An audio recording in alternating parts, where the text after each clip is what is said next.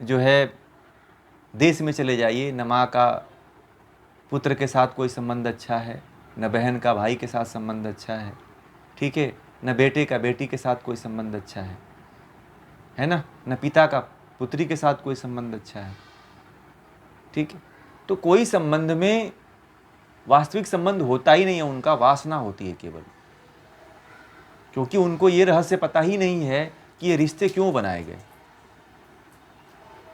और देखिएगा, आप देखिएगा कि जैसे ही आप माँ का नाम लेते हो, आपके अंदर से वासना तुरंत खत्म हो जाती है। आखिर क्यों बनाया गया? माँ शब्द में क्या छुपा हुआ है? खत्म हो जाती है कि नहीं खत्म हो जाती है? यदि कोई भी व्यक्ति हो, यदि वो अपने माँ का नाम ले ले या अपने बहन उसके पास आ जाए, तो कभी उसके अंदर वासना नहीं आती है, कभी उसके अंदर काम भावना नहीं जागती है। परंतु वहीं पे यदि कोई दूसरी स्त्री आ जाए तो उसके अंदर तुरंत काम भावना जाग जाता है, क्योंकि उसके साथ कोई संबंध नहीं होता है, ठीक है। यदि कोई संबंध बनाना चाहे तो संबंध बनते हैं। जैसे मान लीजिए कि कोई भाई का बनाना चाहे या कोई बहन का बनाना चाहे, कोई माँ का बनाना चाहे, तो फिर उसमें कार्य होता है, क्योंकि मन उसके साथ जुड़ता है। जब आप देखते हैं उसको, जब उस स्त्री को देखते हैं तो कहते हैं कि बहन जी या माता जी, तो जाकर के उसके साथ संबंध जुड़ता है। अब इस बात को तो कोई पता ही नहीं कि दृष्टि हमारी कैसी होना चाहिए। रामकृष्ण परमहंस थे, तो वो ये कहा करते थे कि जब तुम्हारे अंदर काम भावना जगे, किसी ने उनसे पूछा था कि जब काम भावना जगे तो क्या करना चाहिए, तो रामकृष्ण परमहंस ने कहा था कि जब भी तुम्हारे अंदर काम भावना जगे तो ये कहना कि ये मेरी माँ है, चाहे क्यों ना कोई लड़की ही क्यों ना हो, चाहे कुंवारी लड़की ही क्यों ना हो, तो तुम उसको भी माँ ही समझना। तो रामकृष्ण परमहंस के अंदर एक खासियत थी कि वह किसी भी स्त्री को देखते थे तो उस सभी स्त्रियों में जो है माँ काली के स्वरूप को देखते थे वो, और उसे माँ ही कहते थे। यहाँ तक कि रामकृष्ण परमहंस ने अपने पत्नी को कभी पत्नी के रूप में देखा ही नहीं, अपने पत्नी को जीवन पर्यंत जो है माँ की तरह देखते थे। अद्भुत संत, ऐसा संत आपको मिलेगा नहीं कभी। एक बार जो है माँ शारदा थी, उनकी जो पत्नी थी, उन्होंने उनसे पूछा कि आप मुझे किस दृष्टि से देखते हो। तो रामकृष्ण परमहंस ने कहा था कि मैं तो माँ के अलावा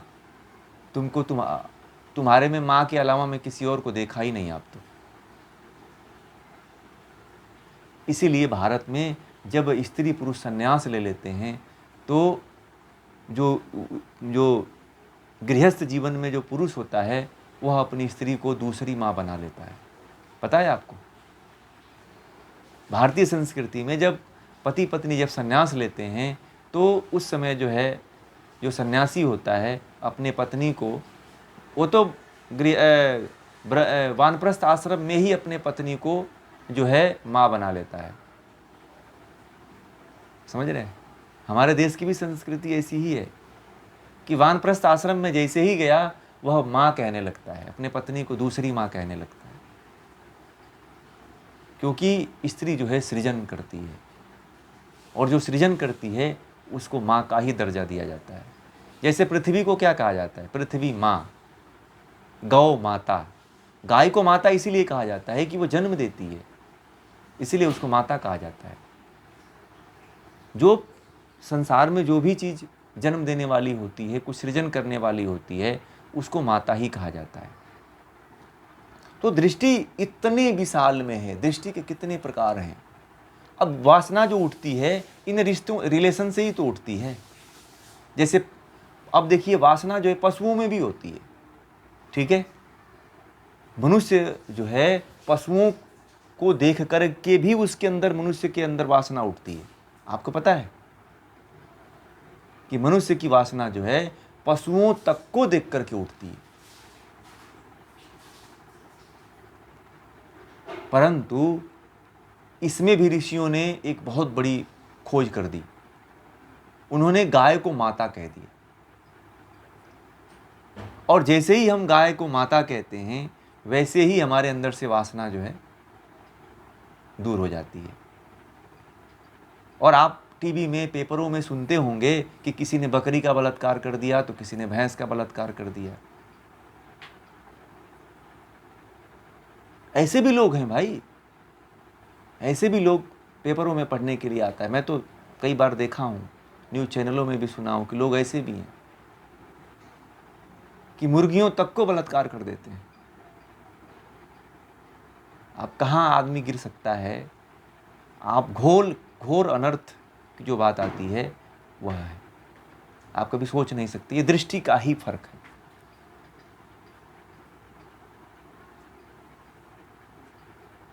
ये होती है दृष्टि। दृष्टि आदमी को कहाँ गिरा दे ये कोई कुछ कह नहीं सकता है। इसलिए दृष्टि को हमें सदा सकारात्मक रखना चाहिए। दृष्टि को हमेशा जो है सकारात्मक दृष्टि को हमेशा जो है सकारात्मकता की तरफ लेकर के जानी चाहिए। पशुओं को जब देखिए तो दया के भाव से देखिए। दृष्टि जो है उस समय दया का भाव होना चाहिए, करुणा का भाव होना चाहिए, दयालुता का भाव होना चाहिए, कुछ खिलाने पिलाने की भावना होनी चाहिए। अब ऐसा नहीं, क्रूर नहीं होना चाहिए कि पशुओं को देखे तो तुरंत जो है उसके मांस खाने के लिए लोग लालायित हो जाते हैं। मुर्गियों के अंडे तक को लोग खा जाते हैं, चिड़ियों के अंडे तक को खा जाते हैं लोग। मैंने देखा है, आपको बता दूं कि कुछ लोग तो ऐसे हैं कि कुछ ऐसे मार्केट है, जैसे मेघालय नागालैंड में चले जाएंगे तो पक्षियों के अंडे बिकते हैं वहाँ पे। चाइना में तो पक्षी, सभी तरह के पक्षी मिलते हैं, सभी तरह के सर्प मिलते हैं, सभी तरह के जीव जंतु मिलते हैं, वहाँ पे लोग खाते हैं। तो दृष्टि वहाँ पे देखिए, वहाँ पे दृष्टि क्या है, वहाँ कितना भोग है। तो दृष्टि का ही फर्क है ना। देखने से क्या क्या नहीं होता है, देखने से आदमी सब कुछ कर देता है। इसीलिए तो सूरदास जी ने कहा कि न ये आँख रहेगी, न मैं कभी देखूंगा, न मेरे अंदर वासना उठेगी। तो उन्होंने अपना आँख ही फोड़ डाला। और भगवान श्री कृष्ण के अनन्य भक्तों में हुए हैं वो। कहते थे कि एक बार जो है सूरदास जी जो है, भगवान श्री कृष्ण ने उनको दर्शन नहीं दे रहे थे, तो वह जो है अंधे थे ही।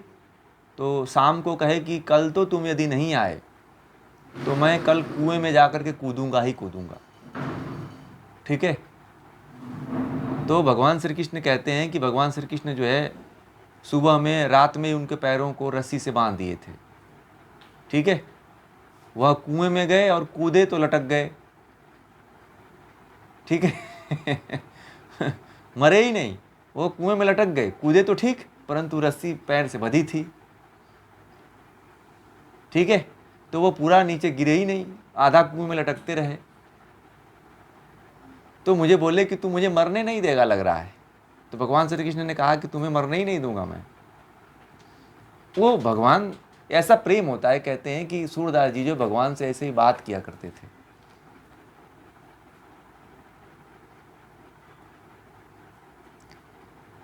सूरदास जी जो कहते थे ना कि तो भगवान श्री कृष्ण को आना पड़ता था। इतना जिद्दी व्यक्ति थे वो। कहते थे कि तुम्हें आना ही पड़ेगा, नहीं आओगे तो फिर तो खैरियत नहीं है तुम्हारी। सूरदास जी जब भोग लगाते थे तो कहते थे कि इसको खाए कि नहीं खाए, पूछते थे, क्योंकि वो देखते तो थे नहीं। तो पूछते थे कि तुम खा लिए कि नहीं खा लिए। तो भगवान श्री कृष्ण कहते हैं, कथाएं हैं तो कहते हैं कि वो कहते थे कि हाँ मैं खा रहा हूँ।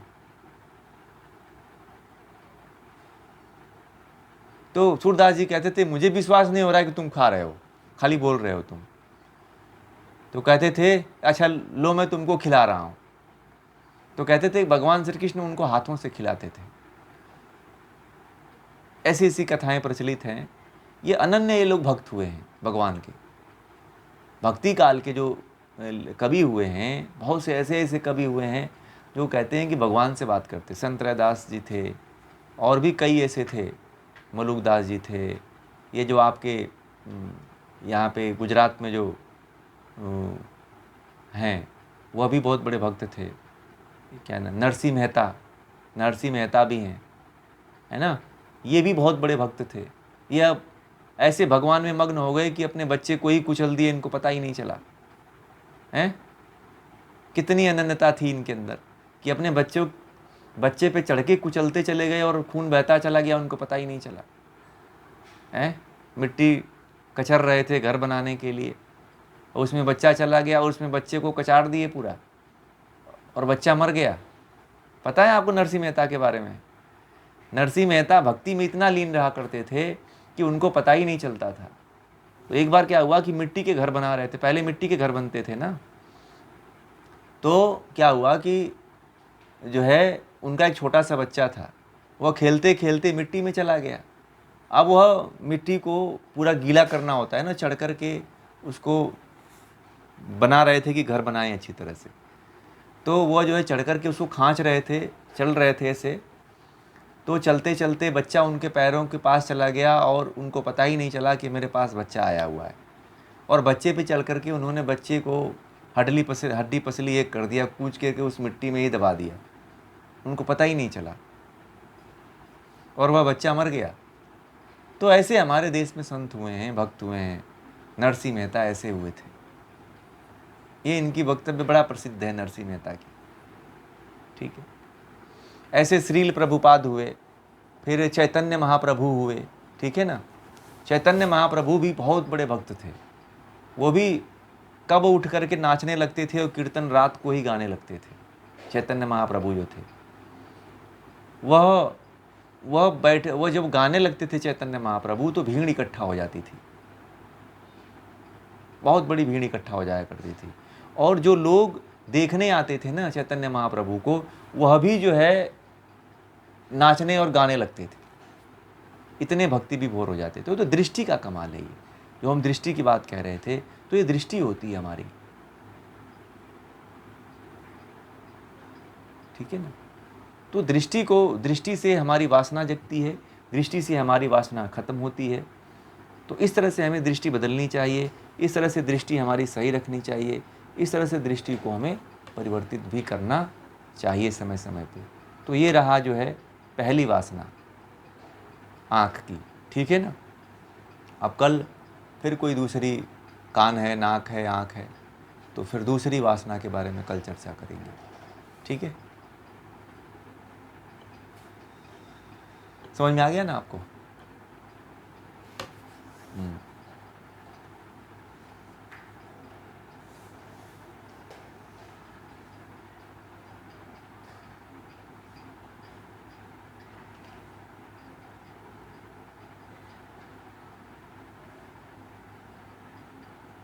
उपाय इसका किया जा सकता है ना, उपाय इसका है ना। उपाय इसका है कि पहले तो जैसे कि आप योग में जाओगे तो योग में जो है यम बताया गया है, ठीक है ना। तो 5 यम है, तो 5 यमों से इनका नियंत्रण हो जाता है। अहिंसा, सत्य, अस्तेय, ब्रह्मचर्य, अपरिग्रह, ठीक है ना। सत्य जो होता है, सत्य से इसका जो है मतलब कि नियंत्रण हो जाता है। कि मतलब जैसा आपने देखा, सत्य का मतलब होता है कि जैसा आपने देखा, ठीक है, वैसा ही आप किसी के सामने प्रस्तुत करें।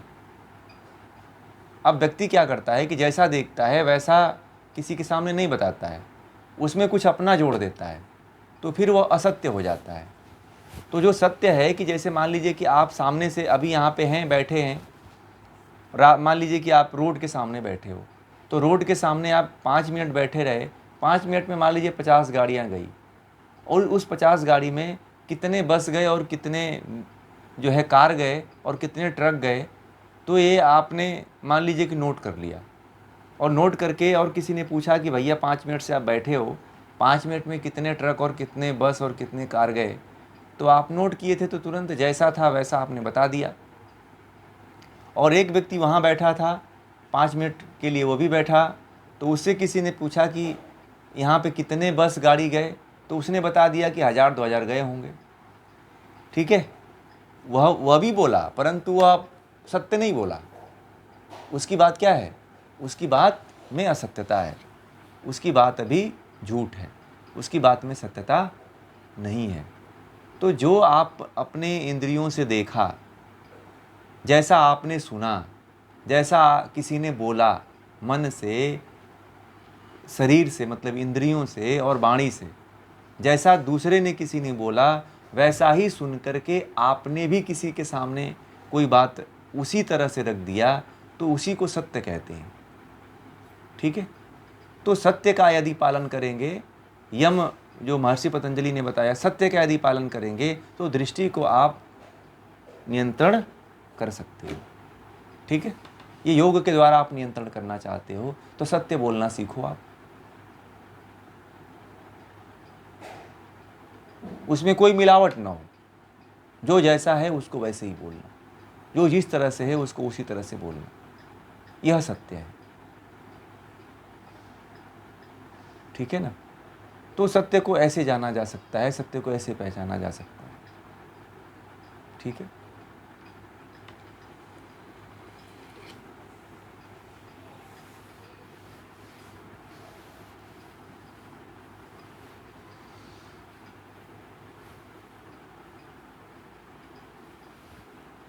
अब इस पे देखिए मंथन करने की आवश्यकता है। जो जो भी जिस पे हमने चर्चा किया उसको और गहराई में जाना है, उसका और चिंतन करिए और उसके ऊपर मनन करिए, और इसको टू दी पॉइंट में आप बनाते भी जाएंगे तो ये आपका कंसेप्ट और क्लियर होता चला जाएगा।